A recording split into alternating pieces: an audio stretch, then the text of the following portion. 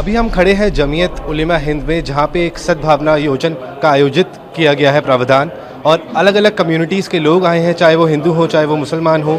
और हमारे साथ इस समय बात करने के लिए मौजूद है मौलाना जावेद, जो कन्वीनर हैं जमीयत उलेमा हिंद के। सर, बहुत बहुत शुक्रिया ईटीवी भारत से वार्ता करने के लिए। सर, आज का जो कार्यक्रम किया गया है, अगर आप उसके बारे में कुछ बता पाएँ, और क्या रीज़न रहा कि आज इसका आयोजन किया गया? बस ये है कि भेदभाव को ख़त्म करना है, नफ़रत को ख़त्म करना है। बस ये तो एक इशू है ही, जो भी है। बाकी मेन मुद्दा ये है कि हम लोग बिल्कुल किसी भी तरह से आपस में नहीं चाहते कि दूरियां पैदा हो। दूरियां बिल्कुल नहीं होनी चाहिए।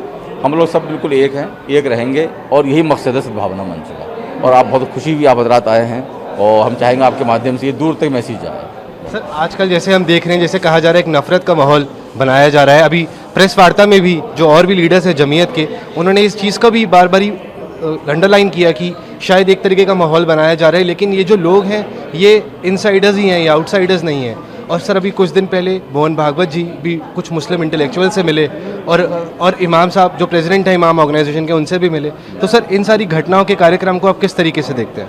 नहीं, ये तो बहुत अच्छा है। ये तो बहुत पहले से हम लोग कहते आ रहे थे कि आप लोग आइए और मदरसा मस्जिद को देखिए। ये लेकिन हमारा असल में आज के हमारा ये मौजू नहीं है। आए, बहुत अच्छी बात है, ये आपने सवाल किया इसलिए जवाब बता रहा हूँ मैं।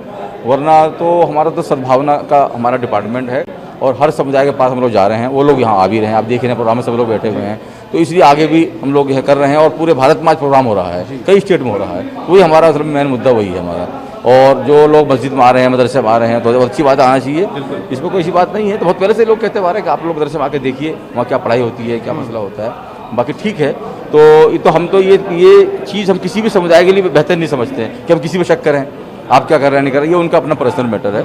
और धर्म के एतबार से सबको जो है देश ने, कानून ने, संविधान ने आज़ादी दी है, तो इसलिए उस पर लोग चल रहे हैं, उस पर हमें कोई टिप्पणी में करने की जरूरत भी नहीं है। बाकी फिलहाल हम लोग प्रोग्राम से ही महसूस कर रहे हैं कि हमें इसमें कामयाबी हासिल हो रही है सद्भावना के बारे में। सर, जैसे ये मदरसास के ऊपर वेरिफिकेशन का जो कुछ दिनों से चल रहा है घटनाक्रम, अब कल ही आया है कि वक्फ की जो प्रॉपर्टीज़ हैं, यूपी सरकार ने, योगी सरकार ने इसका किया है कि अब जो वक्फ की प्रॉपर्टीज़ है उन पे भी एक सर्वे कराया जाएगा, जो 89 के बाद कानून आया था। तो सर, आपको क्या लगता है कि ये जानबूझ के एक माहौल बनाया जा रहा है और मुद्दों को हटाने के लिए, या आप जमीयत उलेमा हिंद के ओहदे से आप इस सारे घटनाक्रम को किस तरीके से देखते हैं? नहीं, वक्फ बोर्ड तो एक तो एक कानून है बाज़ाब्ता बना हुआ, और उसमें तो वह हर स्टेट के अंदर वक्फ बोर्ड, ये जो महकमा डिपार्टमेंट है, तो हुकूमत के तो है जी।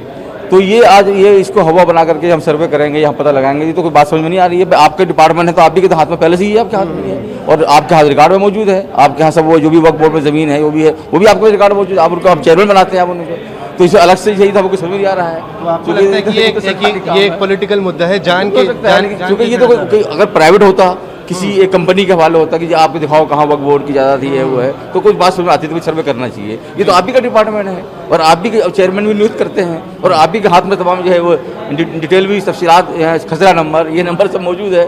तो आप खुद अपनी चीज़ की खुद वो इंक्वायरी कर रहे हैं, यानी उसे जो है सर्वे कर रहे हैं, तो ये तो गोया कि आपकी सरकार में खुद ही जो है वो लोग उंगली उठा रहे हैं। तो इसका मतलब आपने ध्यान से काम नहीं करा है नहीं, या तो अखर आप कर रहे हैं, आपकी नीयत आप जानिए इस बात को।